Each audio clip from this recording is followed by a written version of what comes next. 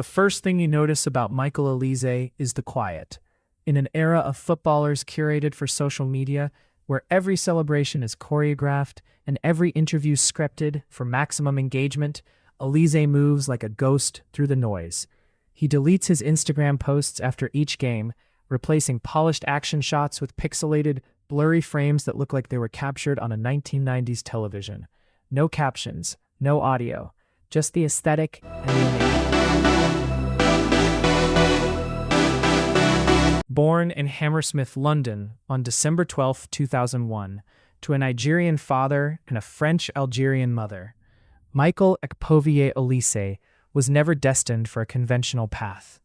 His heritage gave him eligibility for 4 nations: England, Nigeria, Algeria, and France, but his footballing identity would be forged in the unforgiving landscape of English academy football. The journey began at Hayes and Yeading United, a brief stop before Arsenal came calling in 2009. From there, it was Chelsea's academy, where he spent 7 years developing his craft.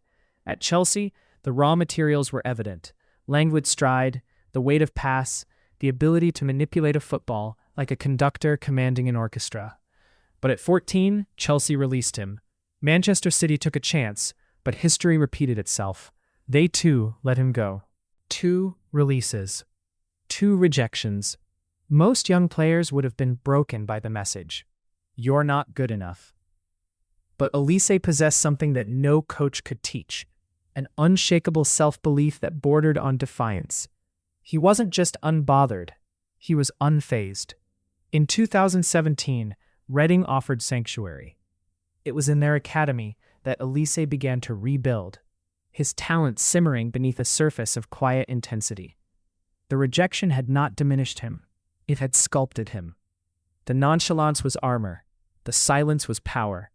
March 12, 2019. Reading versus Leeds United. A 3-0 defeat.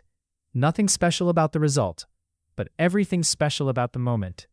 Olise, still 17, came off the bench for his professional debut. Jose Gomes, Reading's manager at the time, saw enough in those fleeting minutes to hand the teenager a 3-year contract in July 2019. The 2019-20 season became a slow integration. 5 league appearances, glimpses of brilliance, but nothing more than promise. Then came 2020-21, the breakthrough. Reading raced out of the blocks, winning 7 of their first 8 games, and Olise was the conductor orchestrating the chaos. His first senior goal came against Barnsley in September 2020, a volley that announced his arrival. On his 19th birthday, against Queen's Park Rangers, he scored an 89th-minute winner, a moment of cold-blooded composure that would become his trademark. By the season's end, the numbers told a story of astonishing productivity. 46 appearances, 7 goals, 12 assists. But it wasn't just the statistics that caught the eye. It was the way he played. The effortless glide past defenders, the through balls weighted with impossible precision, the sense that he existed in a different dimension to everyone else on the pitch.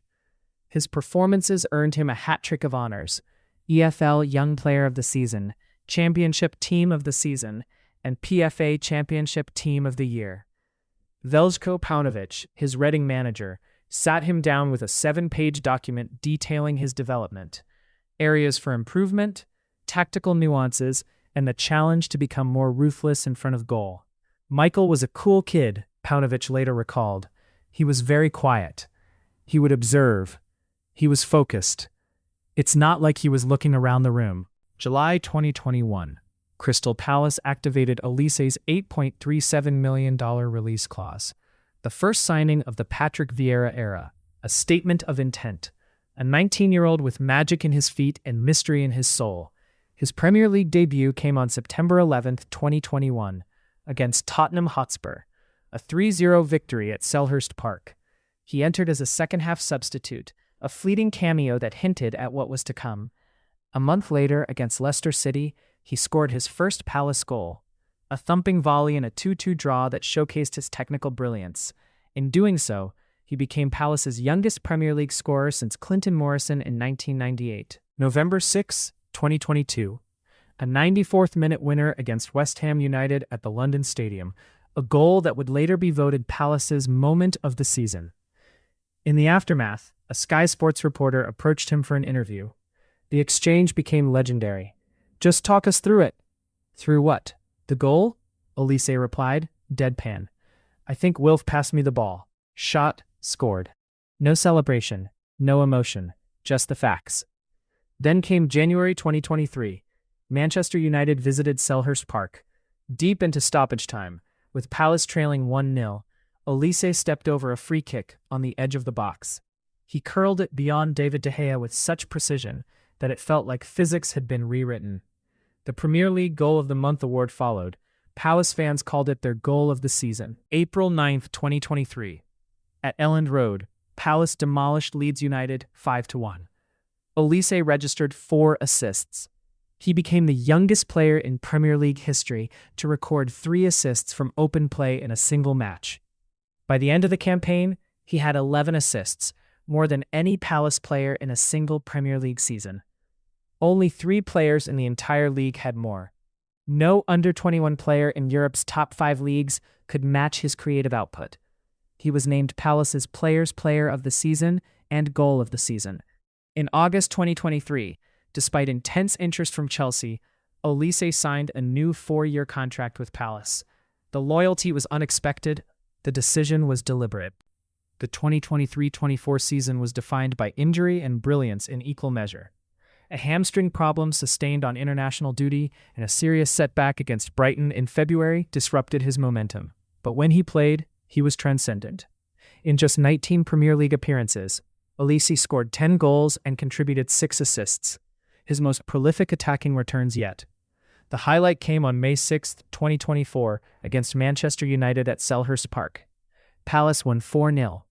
Olise scored a brace, the first a cool finish after a mazy run, the second a powerful strike from inside the box. Both goals were moments of individual brilliance that left defenders grasping at shadows. He was nominated for the PFA Young Player of the Year award. His final 7 games for Palace were a masterclass in attacking football, helping the Eagles secure 19 points from a possible 21. July 2024. Bayern Munich announced the signing of Michael Olise for a fee in the region of £50.8 million. A 5-year contract. The opportunity to compete for the biggest honors in world football. A stage befitting his talent. Olise hit the ground running. On September 14, 2024, he made his 5th appearance for Bayern against Werder Bremen. He scored twice and assisted twice in a 5-0 victory. The performance was a declaration of intent. He was named Bundesliga Rookie of the Season. The following season, 2025-26, was even more remarkable. Olise scored 15 goals in 32 league appearances. He was named VDV Bundesliga Player of the Season and Bayern's Player of the Season for the 2nd consecutive year. 2 Bundesliga titles, a DFB Pokal. Forged in the crucible of German football's intensity, Olise had emerged as one of the most dominant wingers in Europe. When Olise chose to represent France at senior level, it was a decision that surprised some, but made perfect sense to those who understood his identity. He had played for France's youth teams, including at the 2024 Summer Olympics, where he won a silver medal. His senior debut came in September 2024. But it was the 2026 World Cup that would cement his legacy on the global stage. Entering the tournament, Olise was already viewed as one of the best players in the world. His form for Bayern had been exceptional. In France's World Cup opener, his performances were mesmeric.